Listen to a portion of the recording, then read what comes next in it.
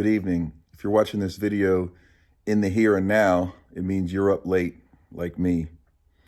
And that's cool because I slept in a little bit later today and told myself, well, you can't just sleep all day and then sleep all night and do a whole lot of nothing. And I've been doing, as I do every day, learning, reading, growing, and letting my spirit run free, because so many times, I want to just share this with whoever might be watching this right now. So many times we lose sight of something so very simple, and I'll tell you what that is. We tend to think of ourselves and refer to ourselves as human beings with a spirit. We have a spirit, and that would be selling ourselves short, number one, and it's really not even the way it is, number two. Because here's kind of the way it is, and I'm not here to try to convince anybody or any of those types of things. I just want to speak truth with you. Just speak truth, just what is real. Because that's really all I'm interested in. All I'm interested in is the truth.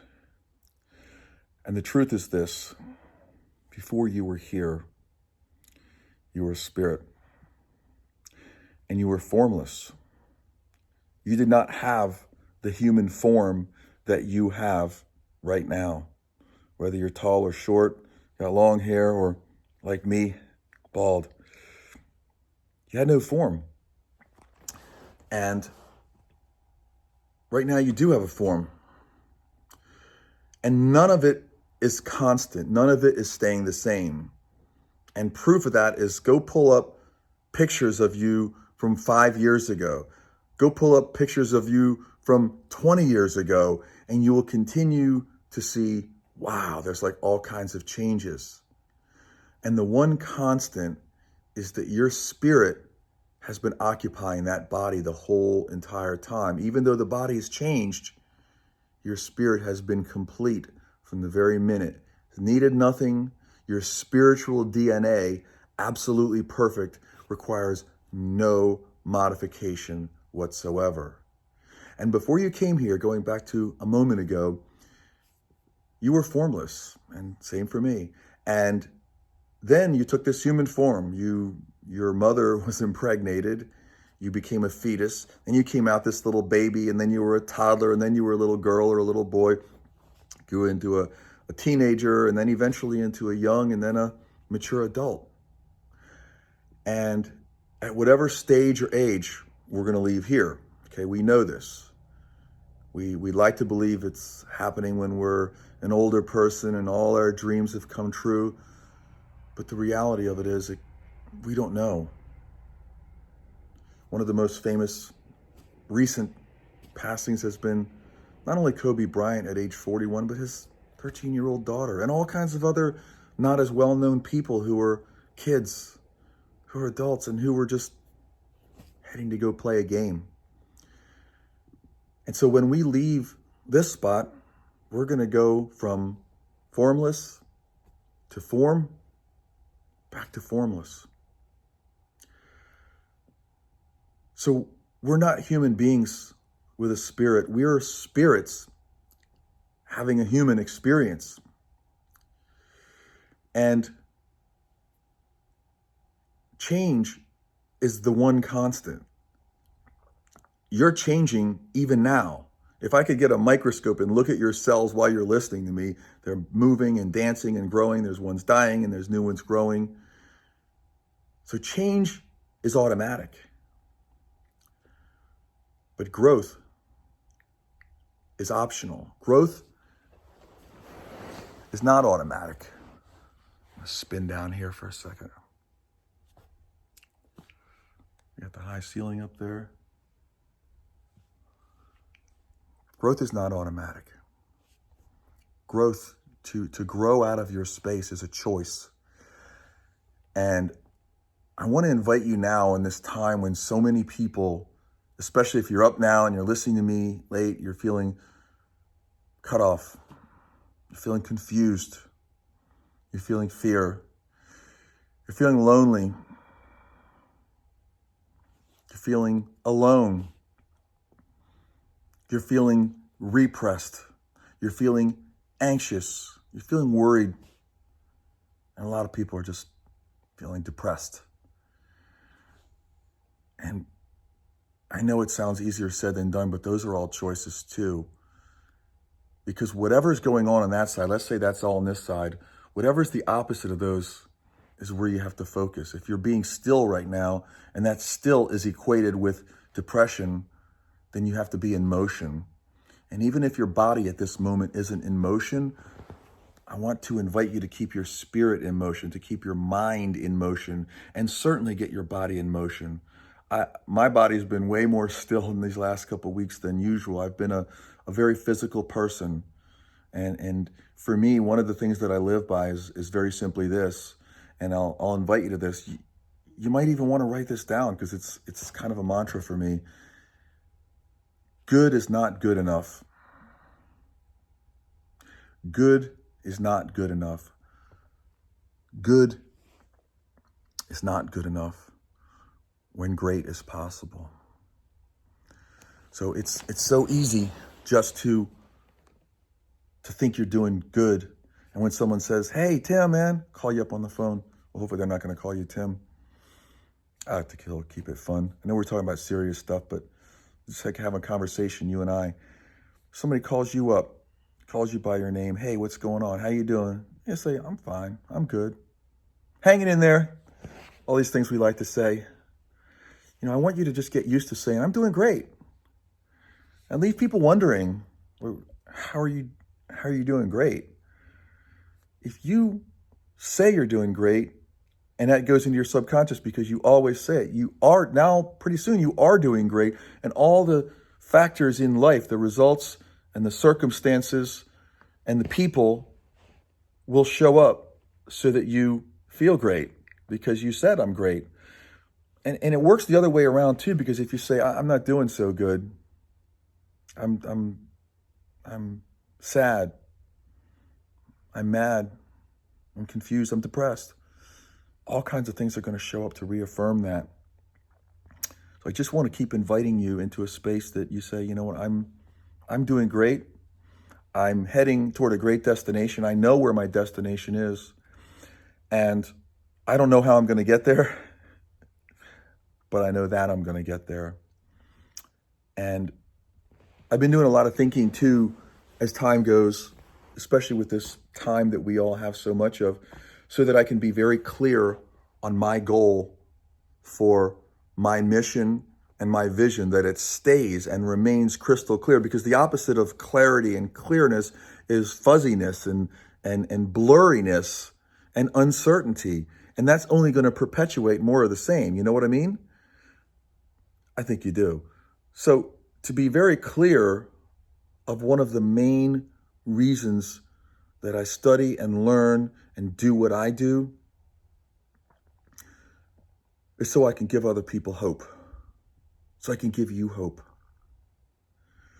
And I want to take it a step further, because just giving you hope by pumping you up or motivating you or giving you some kind of inspiration is not going to last very long. It's the buzz that wears off. And when that does, you crash even lower than wherever you were before you consumed this motivation drink, this inspiration beverage. I want you to be able to do that all the time. And the only way that we can feel inspired and motivated, at least most of the time, you'd like to say all the time, but that's not always realistic. Even for me, I mean, we all have our moments. But for us to feel hope, what's the opposite of hope? Hopelessness? That's not you. You didn't come this far just to come this far, to lose hope. But what's going to maintain hope and grow hope is awareness and knowledge of what your capabilities are. And so if you want to join, not just with me, yes, with me, but with all the other people in the community, I promise you, on my name, on my heart, on my word, that great things are going to happen for us. Because when we put our consciousness together, that's being aware of what's going on around us, not just not thinking about it and letting life happen, but when we put our conscious awareness into this, this is what creates the world that we want to have, instead of being unconscious and creating a world that we don't want to have. You see the difference there? So let's just keep being aware and of what we have inside of us, of the special powers that you have to be a creator and to be a co-creator in your world. No, you're not going out and creating fish. You're not creating trees, but you can plant a forest. And those little acorns, if you slice an acorn open, you are not going to see an oak tree in it. But you know what? It has treeness in that little acorn. How could you look at a mother-to-be's tummy, her womb, and say that a human being's going to come out of there when it just starts out at this little sperm that's like 1 in 400 billion? Just to get where you are right now is already a miracle. You're already a miracle. But don't cut yourself off from awareness of who you are by amusing yourself and entertaining yourself instead of learning about yourself. So what's really clear for me, and I hope I've been really clear about this, is without any ulterior motive whatsoever, I want to serve and I want to provide hope for other people, girls, boys, seniors, and just regular people. Every person needs hope. And in this time, more than ever, I want you to maintain your hope. I don't want you to feel cut off. I want you to be connected to the community. I want you to be connected to your authentic self. And I want you to be connected to that which created you. Whatever you want to call this presence, God, Buddha, Allah, the universe, something is keeping your heart beating right now. And the closer you stay in gratitude, the closer you stay in love to this presence, the more powerful you'll be. And the less you'll feel some of the feelings that you've been feeling. So drop me a line. Let me know how you're feeling right now. Doesn't matter what time of day or night is. I tend to be in mad scientist mode most of the time. I don't really go to sleep at a regular time, just to let you know that if you're interested. I kind of read and I study and I do until I'm done. And then I wake up and I get up in the morning and I just continuously feed my mind with positivity, because about 90% of what's flowing through the energy right now of the atmosphere, particularly now, over 90% easily is negative. And so if you don't feed your mind positivity, it's like saying, I just won't do anything. And then the easiest thing to grow in your garden of your mind is weeds. And the weeds will grow so prevalent that you'll say, man, I need like a bulldozer to clear these things out. But it takes intention to plant a flower. It takes intention to plant tomatoes and to water these flowers and these plants and give them love.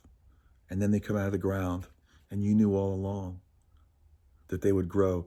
And the same law that applies to them growing and the acorn growing the oak tree is the same law, universal law, that applies to your spiritual seed when you plant it. So I want you to plant what you want to plant, grow what you want to grow, and be who you want to be. And the only way to do that is to have hope. And the only way to maintain and grow hope is to have awareness, conscious awareness of who you are. And that's a constant learning process. I want to bring and share that with you every day of my life while I'm here, and even leave it behind when I'm not. And I want to give you hope, and I hope I have.